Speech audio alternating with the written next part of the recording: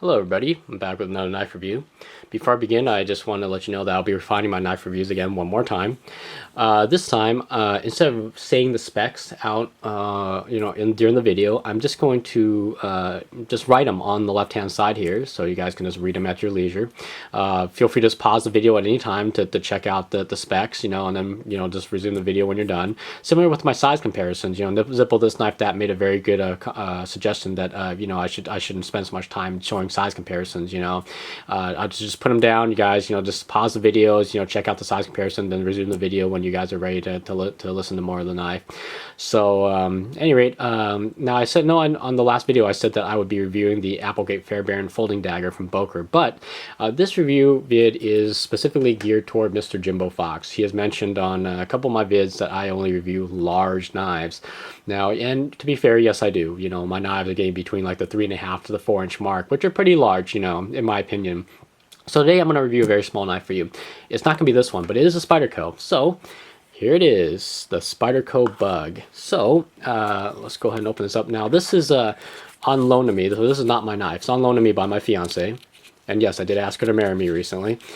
All right, and here it is. So while I write the specs on this side of the screen, I'm going to bring out some size comparisons for everybody, and so you guys can check them out. So let's start with this. I'm not even going to bother lining these up, because you can tell there's no sense to. I mean, look, it's just huge, So there you go. And remember, you can pause the video at any time to get a better look at the size comparisons. So here's an average. This is a credit card right here. So you can tell it's smaller than a credit card. And for my American friends, because somebody actually suggested I do this, a dollar bill, US dollars. So it's about half the size of a dollar bill. Let's go and set these away. And just for probably just this vid only, and this knife only, I have here in my hand a AA battery and a AAA battery. So, all right. So more onto the knife here. So let's bring it up close, get a little macro shot of this blade here, or knife here. So you see it has a Spyderco Bug on the handle scales. This is stainless steel, as you probably read in the specs. Nice lanyard hole. You can put like a little key ring and just attach it to your keys. It is, again, very, very small. It does say Spyderco right here on the ricasso of the blade. Full flat ground blade, as you can see here. Very sharp, actually.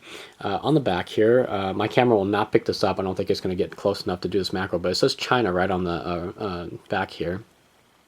And this knife is smooth. I mean, it's a stainless steel. It's very nice, and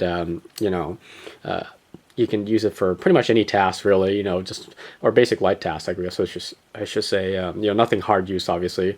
This is a slip joint lock, so all you gotta do is just open it and close it. So very simple. No locking mechanisms to fool around with. That's what my fiance loves. Nothing too extravagant. No liner locks, no lockbacks.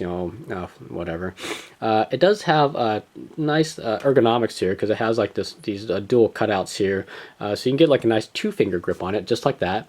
And it's got the little mini thumb ramp on there, so you can get a good hold of it, with 2 fingers to cut whatever you need to do, to open a letter, cut a piece of tape, just the general usage. I mean, very, very light use knife.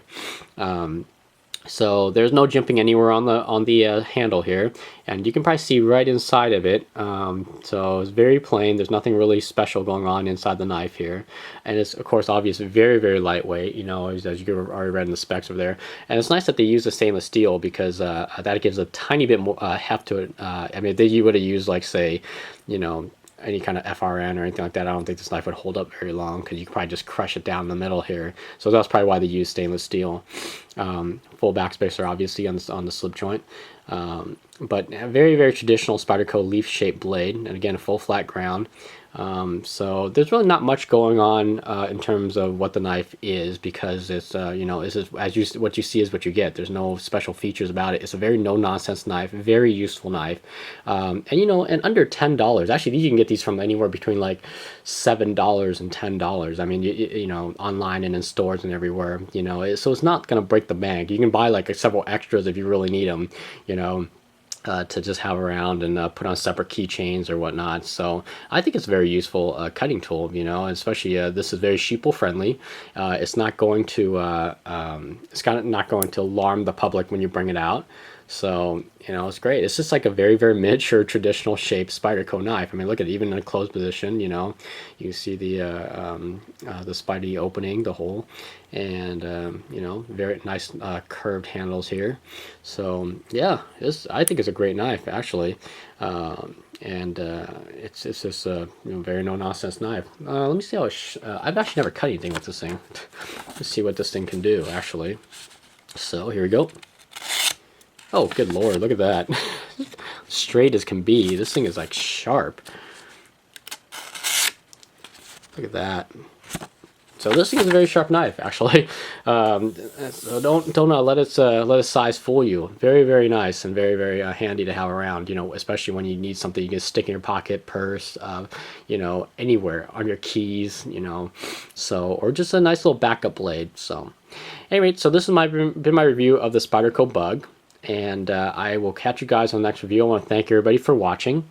Again, I promise I'll have the Boker Applegate Fairbairn folder for my next review. And I got a couple more new knives on order as well, which should be coming in soon. So I'll be doing an unboxing video as well. So, all right, again, thanks again for taking your time out to watching this video and checking out my channel and all my other vids. I will catch you guys on the next vid. Take care.